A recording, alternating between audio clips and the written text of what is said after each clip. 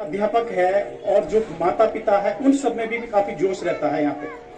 मैं बहुत बहुत बधाई देना चाहूंगा यहाँ इस विद्यालय के जो प्रधानाचार्य, उनकी पूरी टीम, जिन्होंने आज इस कार्यक्रम का आयोजन किया। सभी बच्चों को बहुत बहुत बधाई देता हूं, बहुत बहुत शुभकामनाएं देता हूं, जिन्हें आज यहाँ पुरस्कार मिले हैं, जिन्होंने कि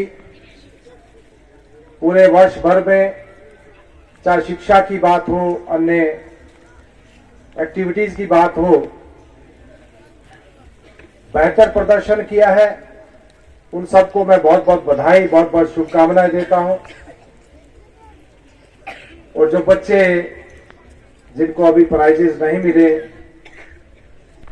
अगले साल उनको प्राइज मिले, अभी प्रथम स्थान के ऊपर आए, वो मेहनत करेंगे, निश्चित रूप से अगली बार उनको भी प्राइजेस मिलेंगे। तो मैं सभी प्यारे प्यारे बच्चे जो यहाँ मैं देख रहा हूं, छोटे छोटे बच्चे मेरे समक्ष बैठे हैं, सभी को बहुत बहुत बधाई, बहुत बहुत शुभकामनाएं देते हुए आने वाला समय आप सबके लिए खुशियां लेकर आए। साथ ही साथ आप आने वाले जीवन में एक अच्छा नागरिक बने। जो भी क्षेत्र आप आने वाले समय में चूज करें, जिस भी क्षेत्र में आप जाना चाहें, उसके लिए लगन के साथ मेहनत करते हुए आगे बढ़ें और अपने जीवन का मुकाम हासिल करें। आज हमें खुशी होती है जिस प्रकार से शिक्षा का स्तर निरंतर बढ़ रहा है और जिस प्रकार से शिक्षा को बढ़ावा देने के लिए क्वालिटी एजुकेशन के ऊपर फोकस किया जा रहा है। साथ ही साथ हम ये भी देखते हैं कि आज विद्यालयों के अंदर जिस प्रकार से बेहतर सुविधाएं बच्चों को मिल रही हैं। एक समय वो भी था जब हमारा जब समय था, तो जब हम लोग पढ़ते थे तो बैठने के लिए टाट पट्टी भी नहीं होती थी, जमीन के ऊपर बैठना पड़ता था। स्कूलों में डेस्क नहीं होते थे, कमरे नहीं होते थे, पेड़ के नीचे पढ़ते थे। लेकिन आज तो हमें खुशी है कि बेहतर से बेहतर शिक्षा बच्चों को मिल रही है। हर प्रकार से शिक्षा को किस प्रकार से बेहतर बनाया जा सके, उसके लिए सरकार निरंतर प्रयास करती है। पढ़ाई के लिए क्या आवश्यक है, किस प्रकार से बच्चे और बेहतर ढंग से सीख सकें, उसके लिए निरंतर प्रयास होते हैं। और आज हमें इसी बात की खुशी भी है कि शिक्षा क्षेत्र की अगर हम बात करें तो हिमाचल प्रदेश आज देश में केरला के बाद अव्वल स्थान के ऊपर, दूसरे स्थान के ऊपर है। हमारी लिटरेसी रेट, चाहे वो पुरुषों की है चाहे महिलाओं की है, देश में बहुत बेहतर है। और जहां तक ड्रॉप रेट की भी अगर हम बात करें, वो भी बहुत कम है, जिसमें सरकारी क्षेत्र के साथ साथ निजी क्षेत्र का भी बहुत बड़ा योगदान है। आज जिस प्रकार से माननीय मोदी जी के नेतृत्व में नई शिक्षा नीति को लाया गया है और ये प्रयास है कि आने वाले समय में हमारे बच्चों को एक क्वालिटी एजुकेशन मिल सके, ताकि वो बच्चे स्वयं तय कर सके भविष्य में उनको क्या करना है, किस क्षेत्र में जाना है। अपने रुचि के हिसाब से विषय तय करके और जिस भी क्षेत्र को चूज करें उसमें अपना बेहतर प्रदर्शन हमारे युवा साथी जो है कर सके। उस दिशा में आज हमारा देश आगे बढ़ रहा है।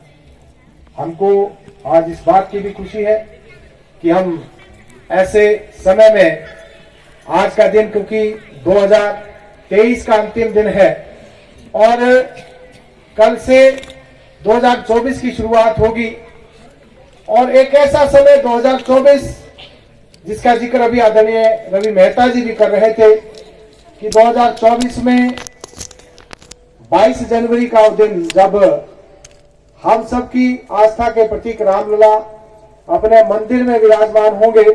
मैं समझता हूं इससे ज्यादा खुशी का अवसर, इससे ज्यादा खुशी का मौका हम सबके लिए कोई नहीं हो सकता। आज हम अमृत काल में हैं, क्योंकि आजादी के 75 वर्ष हमने पूरे कर लिए हैं।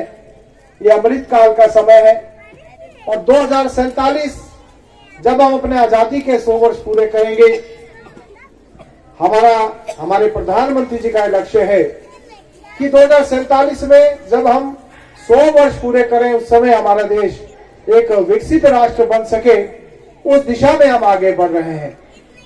आज हमें खुशी होती है जब हम दुनिया के अंदर सबसे तेज गति से आगे बढ़ने वाला देश बने हैं।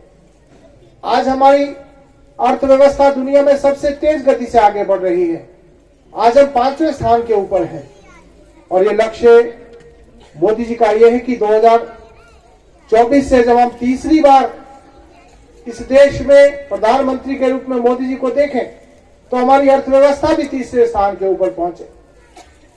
हमें इस बात की खुशी है कि पिछले कुछ सालों में जो ऐतिहासिक निर्णय हुए हैं, जिसका प्रतिफल, उसका जो फल है हम देख रहे हैं, आज हमारे सामने है। धारा 370-35A को समाप्त करना और डॉक्टर श्यामा प्रसाद मुखर्जी का जो सपना था कि इस देश में 2 संविधान, 2 प्रधान, 2 निशान, उनको समाप्त करना, वो भी समाप्त हुआ और कारगिल से लेकर कन्याकुमारी भारत एक है। डॉक्टर श्यामा प्रसाद के सपने को साकार करने का काम पिछले दिनों हुआ। इसके साथ साथ जिस प्रकार से अभी मैं जिक्र कर रहा था राम मंदिर का, अयोध्या में राम मंदिर का निर्माण हो, उसके लिए सुप्रीम कोर्ट का निर्णय और उसके बाद उसका शिलान्यास और 22 जनवरी को प्राण प्रतिष्ठा का कार्यक्रम, मैं समझता हूं ये भी एक ऐतिहासिक निर्णय है। साथ ही साथ जिस प्रकार से नारी वंदन अधिनियम लाकर महिलाओं को लोकसभा और विधानसभा में 33% आरक्षण देने का जो काम हुआ है, मैं समझता हूं आने वाले समय में ये भी मील का पत्थर साबित होगा। आने वाले समय में 33% जो हमारी बहनें हैं लोकसभा के अंदर भी और विधानसभाओं के अंदर भी प्रदेश और देश का प्रतिनिधित्व करेंगे। मैं समझता हूं हमारे लिए समय बड़ा खुशी का अवसर है, बड़े गर्व का विषय है। ऐसे अनेकों काम पिछले जो 9.5 वर्ष का कार्यकाल हुआ है, ऐसे निर्णय लिए गए जो इस देश को एक अलग दिशा में ले जाने का काम कर रहे हैं। आज हर क्षेत्र में हम आगे बढ़ रहे हैं, हमारा देश आगे बढ़ रहा है और निरंतर प्रगति की राहों पर हम आगे बढ़ रहे हैं। वो चाहे शिक्षा का क्षेत्र है, स्वास्थ्य का क्षेत्र है, साइंस टेक्नोलॉजी का क्षेत्र है, स्पेस साइंस की बात हम करते हैं, जहां हमने पिछले दिनों चंद्रयान को भेजा, हमने सूर्ययान को भी भेजा और इस प्रकार के अनेक ऐतिहासिक काम जो है आज वर्तमान सरकार के समय में हो रहे हैं। वो दिन दूर नहीं है जब 2047 में हम विकसित राष्ट्र के रूप में दुनिया के मानचित्र पर विराजमान होंगे। और मैं समझता हूं ये जो बच्चे सामने बैठे हैं, ये जो हमारे देश का भविष्य है, आने वाले समय में अलग अलग क्षेत्रों में जाकर अपनी प्रतिभा का भी लोहा मनवाएंगे और अपने प्रदेश और देश का भी नाम रोशन करेंगे, क्योंकि हमारे देश का भविष्य है। आने वाले समय के इंजीनियर भी यही है, डॉक्टर भी यही है, नेता भी है, अभिनेता भी है और इस देश को आगे ले जाने की जो बागडोर है इन्हीं के हाथों में रहने वाली है। इसलिए बहुत लंबी बात न करते हुए फिर से मैं सभी प्यारे बच्चों को बहुत बहुत बधाई देते हुए, बहुत बहुत शुभकामनाएं देते हुए और यहाँ जितने भी अभिभावक आए हैं उनको भी बधाई और शुभकामनाएं देते हुए, साथ ही साथ नव वर्ष की भी आपको शुभकामनाएं देते हुए आने वाला समय हम सब के लिए, आप सब के लिए ढेर सारी खुशियां लेकर आए। 2024 में आप खूब फले फूले और आगे बढ़े, सब लोग स्वस्थ रहें। इतनी बात करते हुए मैं फिर से विद्यालय प्रबंधन का बहुत बहुत धन्यवाद करना चाहूंगा कि मुझे आने का अवसर मिला, आपने मुझे आमंत्रित किया और मेरे लिए भी यह सौभाग्य है जब छोटे बच्चों के साथ यहाँ मुझे आने का अवसर मिला तो हमको भी अपने वो स्कूल के दिन याद आ गए जब हम भी इसी प्रकार से हमारा भी एनुअल डे होता था और इस प्रकार से हमको भी प्राइजेस मिलते थे। आज फिर से वही यादें तरोताजा हो गई। हमें खुशी है कि ये विद्यालय निरंतर प्रगति कर रहा है। आने वाले समय में विद्यालय और प्रगति करे और यहाँ से बच्चे निकलकर देश और प्रदेश में इस विद्यालय का नाम रोशन करें, ऐसी शुभकामनाएं देते हुए फिर से आप सबका धन्यवाद करते हुए आज के कार्यक्रम के लिए अपने निजी निधि से 11,000 रुपए मैं विद्यालय को देने की घोषणा करता हूं। बाकी प्रधानगण यहाँ पर आए हैं, जो भी आपकी डिमांड्स होगी उसके बाद उनका हम सुनेंगे। लेकिन आप सबसे ये भी निवेदन करते हुए, क्योंकि 2024 का जो समय है वो हमारा भी समय आ रहा है, इतनी ही बात कहना चाहूंगा, क्योंकि आप लोगों ने मुझे सांसद के रूप में अपना आशीर्वाद देकर देश की सबसे बड़ी पंचायत में भेजा। आप लोगों का आशीर्वाद मिला, प्यार मिला, 5 वर्षों तक आपकी सेवा करने का मौका मिला है। आने वाला समय 2024 हमारे समक्ष है, फिर से आप लोगों का आशीर्वाद मुझे मिले, ये भी मैं आपसे आग्रह करते हुए अपने विषय और वाणी को विराम देता हूँ। बहुत बहुत धन्यवाद। जय हिंद, जय हिमाचल, जय श्री राम।